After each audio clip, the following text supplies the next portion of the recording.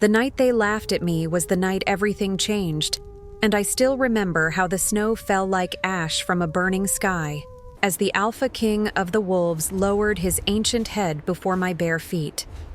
My name is Leora, and for 20 winters I have lived on the edge of things. The edge of the village, the edge of the forest, the edge of belonging. My grandmother raised me in a small cabin where the pine trees grew so thick that sunlight only visited us in scattered golden coins across the wooden floor. She taught me the names of herbs, the language of bird calls, the way to read the clouds before a storm. But she never taught me why the villagers crossed to the other side of the road when I walked past, or why mothers pulled their children close when my shadow fell near them. I learned that lesson on my own, slowly, like frost creeping across a window. There was something wrong with me.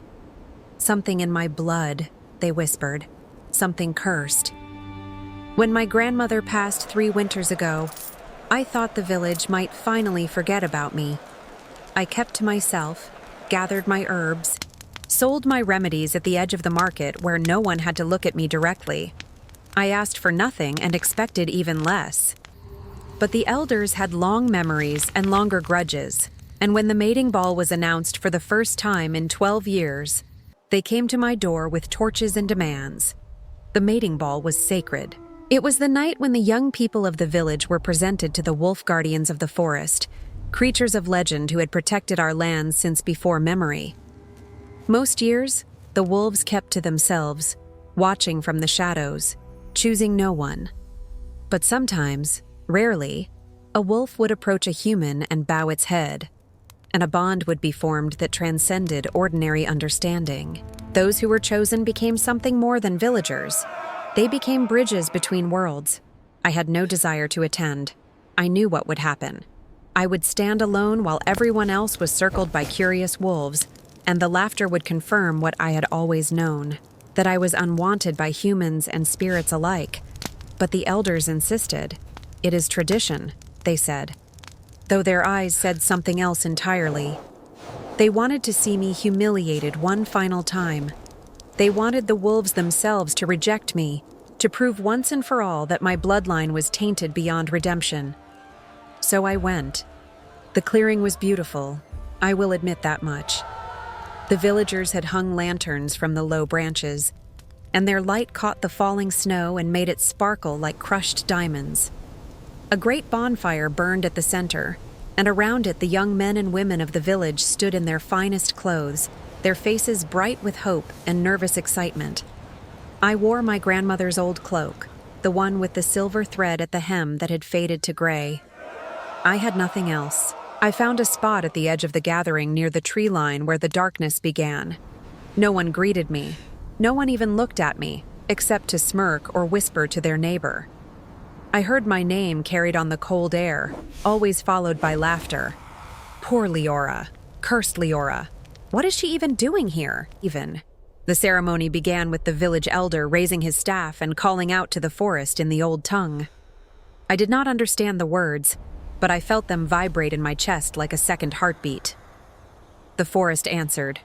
First came the sound, a rustling that moved through the trees like a wave. Then came the eyes, dozens of them, glowing amber and gold in the darkness between the pines. The wolves had come.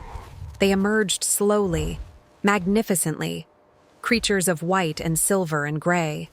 Some were large as ponies, others smaller and quicker, their movements fluid as water. They spread through the clearing, sniffing the air, circling the young villagers with ancient curiosity. I watched as a silver wolf approached the blacksmith's daughter and touched its nose to her trembling hand. I watched as a gray wolf with a scarred ear sat before the mayor's son and regarded him with something like approval. No wolf came near me. The minutes stretched into what felt like hours. One by one, the young people of the village received their visitors, some chosen, some merely acknowledged, but all of them seen, all of them worthy of attention. I pressed my back against a pine tree and tried to make myself smaller, tried to disappear into the bark and the shadows. The laughter had started again, louder now, less hidden. "Look at her," someone said. "Even the wolves know better." I closed my eyes. I told myself I would wait until the ceremony ended, and then I would walk back to my cabin, and I would never leave it again. I would become a ghost before I was even dead. It seemed easier that way. But then the forest went silent. It was not a gradual silence, but a sudden one, as if every creature in the world had drawn a breath and held it. The wolves stopped moving. The villagers stopped laughing. Even the fire seemed to dim, its flames shrinking back like frightened children. I opened my eyes. He came from the deepest part of the forest, from the darkness that the lantern light could not touch. He was enormous, larger than any wolf I had ever seen or imagined. His fur so white it seemed to glow with its own inner light. A jagged scar ran across his left eye, silver against the white, and his eyes were not amber or gold but pale, pale blue, like frozen lakes, like winter stars. He moved with the weight of centuries, each step deliberate and thunderous in the silence. The Alpha King. I knew him from my grandmother's stories, from the tales she whispered to me on winter nights when the wind howled outside our cabin. He was the first wolf, the oldest wolf, the one who had made the original pact with our ancestors. He had not been seen in 3 generations. Some said he had died. Some said he had never existed at all. But he was here now, and he was walking toward me. The crowd parted before him like water before a stone. I saw faces twisted with shock, with disbelief, with something that might have been fear. The Alpha King paid them no attention. His pale eyes were fixed on me, only on me, and I could not move, could not breathe, could not do anything but stand there as he approached.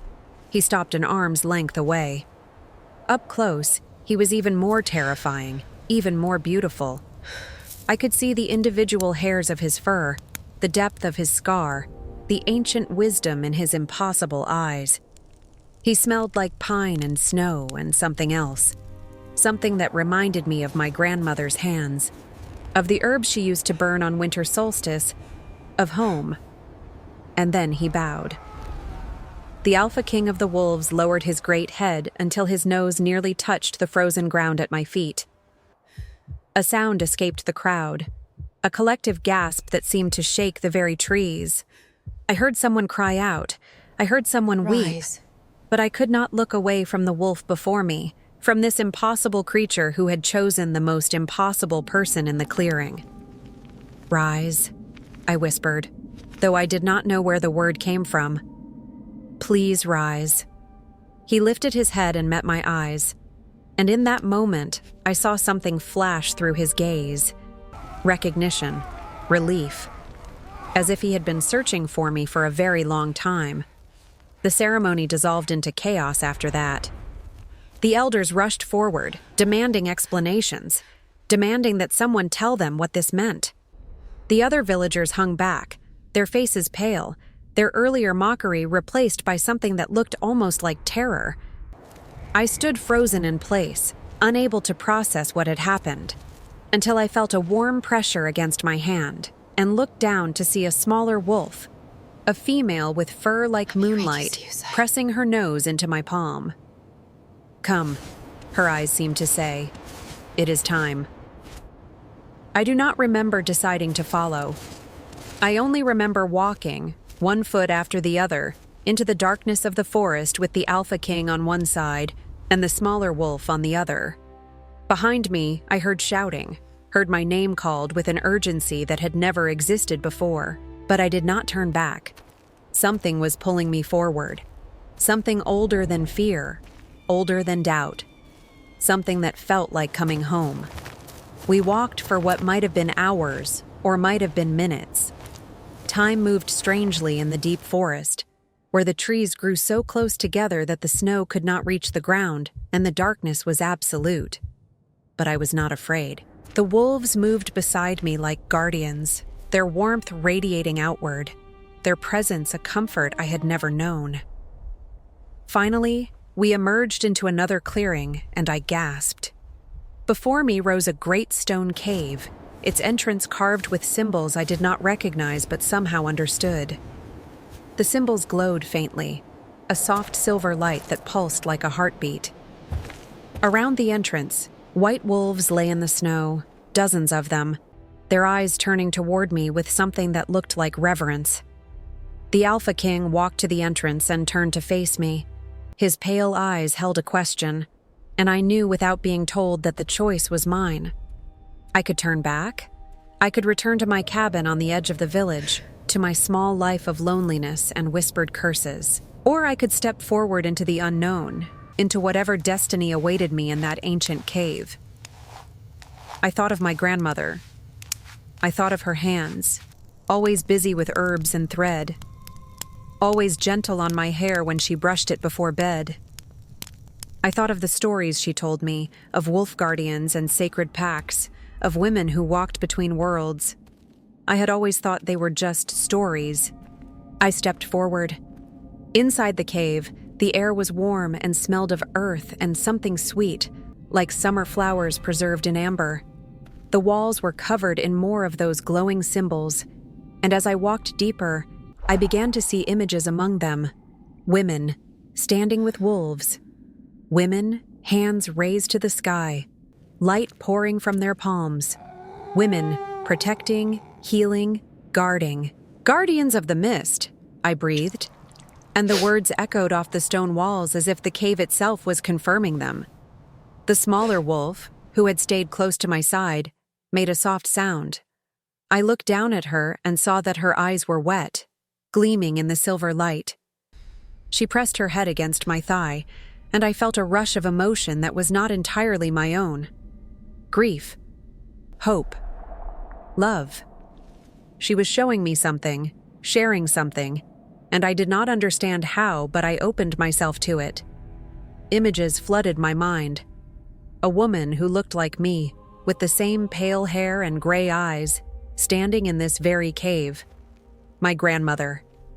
But younger, so much younger, her face unlined, her posture strong. She was speaking to the Alpha King, making promises, sealing pacts. She was one of them, one of the guardians, and she had given up everything to protect me. I saw the night she left the forest, a bundle in her arms. Me, an infant. Behind her, the wolves howled their grief, but she did not turn back. She walked to the edge of the village and built a cabin in the shadow of the trees, close enough to watch over me, far enough to keep me hidden from those who would use my power for darkness. She never told me. She never told me any of it. I sank to my knees, tears streaming down my face. The smaller wolf curled around me, and the Alpha King lay down before me, his great head resting on his paws, his eyes never leaving my face. They let me weep. They let me grieve for the grandmother I had lost, and the truth I had never known. They stayed with me in the silver darkness of the cave until my tears were spent and my breathing steadied. Then the Alpha King rose and walked deeper into the cave, and I knew I was meant to follow. At the very heart of the cave, there was a pool. Its surface was perfectly still, reflecting the glowing symbols above like stars in a night sky. Beside the pool lay a pendant on a silver chain, a small stone carved with the same symbols that covered the walls. I knew without being told that it had belonged to my grandmother, that it had been waiting for me. I picked it up. The stone was warm in my hand, warmer than it should have been, and when I slipped the chain over my head, I felt something shift inside me. Not painfully, but profoundly, like a door opening that had been locked my entire life. I could feel the forest now. Every tree, every creature, every whisper of wind through the branches. I could feel the wolves, their hearts beating in rhythm with my own. I could feel the darkness too, somewhere far away but stirring, the ancient threat that my grandmother and her ancestors had spent generations holding at bay. I am the last, I said, and my voice did not shake. The last guardian of the mist. The Alpha King bowed his head once more, and this time I understood what it meant. Not submission, acknowledgement, partnership. We were bound now, he and I, in a pact that transcended words. The days that followed were strange and wonderful. The wolves taught me things that could not be learned from books, lessons carried in shared glances and wordless communion. The smaller wolf, whose name I came to understand as Mira, became my constant companion. She showed me the paths through the forest that only the guardians knew, the places where the veil between worlds grew thin, the ancient groves where healing herbs grew in abundance. I learned that the laughter of the villagers had been a blessing in disguise. Their rejection had kept me isolated, protected, hidden from those who might have recognized what I was. There were still hunters in the world, men who sought to break the pact between humans and wolves, who believed that the Guardian's power could be stolen and wielded for darker purposes.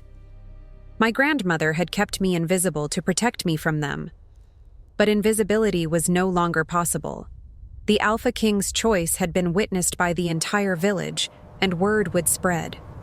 Already, I could feel strangers at the edge of the forest, their intentions dark, their hearts hungry for power they did not understand. They came on the night of the first winter storm, when the snow fell so thick that the world became a blur of white. There were 5 of them, men with hard faces and harder weapons, their eyes gleaming with greed. They had heard the stories. They had come for the Guardian. I felt them before I saw them, their wrongness like a splinter in my mind. The wolves felt them too, and their howls rose through the forest like a warning, like a war cry. I stood at the entrance of the cave, the pendant warm against my chest, and I was not afraid. The hunters emerged from the blizzard like ghosts, their weapons raised, their mouths twisted with cruel smiles. They saw a young woman, alone, unarmed, and they laughed. Just like the villagers had laughed, just like everyone had always laughed. They stopped laughing when the Alpha King appeared. He came from the storm itself, white on white, invisible until he chose to be seen. His roar shook the trees and sent snow cascading from branches. Behind him came the pack, dozens of wolves, their eyes blazing, their teeth bared. The hunters stumbled back, their confidence crumbling, but there was nowhere to run. I raised my hand, and light poured from my palm, silver and warm, like moonlight made solid. The symbols on the cave walls blazed in response, and I felt the power of every guardian who had come before me flowing through my veins. I did not hurt the hunters. That was not our way. But I showed them the truth of what they faced, the ancient pact they sought to break, the darkness their greed would unleash upon the world. I showed them until they wept, until they begged for mercy, until they swore on their own blood that they would never return. Then I let them go, because that too was our way. The Guardians protected, but we did not destroy. We healed, but we did not harm. My grandmother had taught me that much, even if she had hidden the rest. The hunters fled into the storm, and I knew they would keep their word. The fear in their eyes was too deep for lies. Afterward, I stood in the falling snow, surrounded by wolves, and I wept again. But these were not tears of grief. They were tears of release, of acceptance, of finally understanding who I was and what I was meant to be. A figure emerged from the tree line, and I tensed before I recognized him. Aldrich, the woodcutter's son, the only person in the village who had ever shown me kindness. He had brought me bread once when I was a child, after the other children had stolen my lunch and thrown it in the mud. He had never laughed at me. He had never crossed the road when I walked past. He approached slowly, his hands raised in peace, his eyes wide with wonder, but not fear. The wolves let him pass. "Leora," he said, "I came to warn you about the hunters, but I see you did not need my warning." I looked at him, this man who had been kind when kindness was rare, and I smiled. Perhaps I need a friend more. He smiled back, and there was something in his eyes that made my heart flutter unexpectedly. I think I can manage that. The Alpha King watched our exchange with those ancient, knowing eyes. When Aldrich offered me his hand, the great wolf did not growl, did not threaten. He simply bowed his head just once, in what I had come to recognize as approval. Spring came slowly to the forest, melting the snow in patches, coaxing green shoots from the frozen earth. I divided my time between the cave and a new cabin I built closer to the heart of the woods, with Aldrich's help. He came often, bringing news from the village, bringing supplies, bringing himself. The wolves accepted him as they had accepted me, with cautious trust that deepened into something warmer. The village itself had changed. Word of what happened at the mating ball had spread, and with it, a new understanding of who I was. The elders who had sent me to be humiliated now sent messengers with gifts and apologies. The mothers who had pulled their children away now brought those same children to the edge of the forest, hoping for a glimpse of the guardian, hoping for a blessing. I did not hold grudges. There was no room in my heart for bitterness, not anymore. I had found my purpose, my family, my place in the world. The girl who had stood alone at the edge of the clearing, praying to disappear, was gone. In her place stood a woman who walked with wolves, who carried the legacy of generations, who would protect this forest and all who dwelled within it until her last breath. On the first warm night of spring, I stood at the entrance of the cave, watching the stars emerge one by one. Mira lay at my feet, her silver fur soft against my ankles. Somewhere in the forest, the Alpha King was running with his pack, his howl rising to the moon like a prayer. Aldrich came to stand beside me, close enough that our shoulders touched. He did not speak. He did not need to. The silence between us was comfortable, full of things that would be said in time. I thought of my grandmother, of all she had sacrificed to bring me to this moment. I thought of the women who had come before her, the long line of guardians stretching back to the first days of the world. I thought of the darkness that still lurked at the edges of things, patient, waiting, and I was not afraid. They mocked me at the mating ball, I said softly. They thought I was nothing. Aldrich's hand found mine in the darkness. They were wrong. I smiled, feeling the pendant warm against my heart, feeling the forest breathe around me, feeling the wolves sing their ancient songs in the distance. Yes, I said. They were. And as the moon rose over the pines, full and silver and eternal, I knew that I was exactly where I was meant to be. Not at the edge of things anymore, but at the very center. Guardian of the mist, daughter of wolves, finally, beautifully, completely home.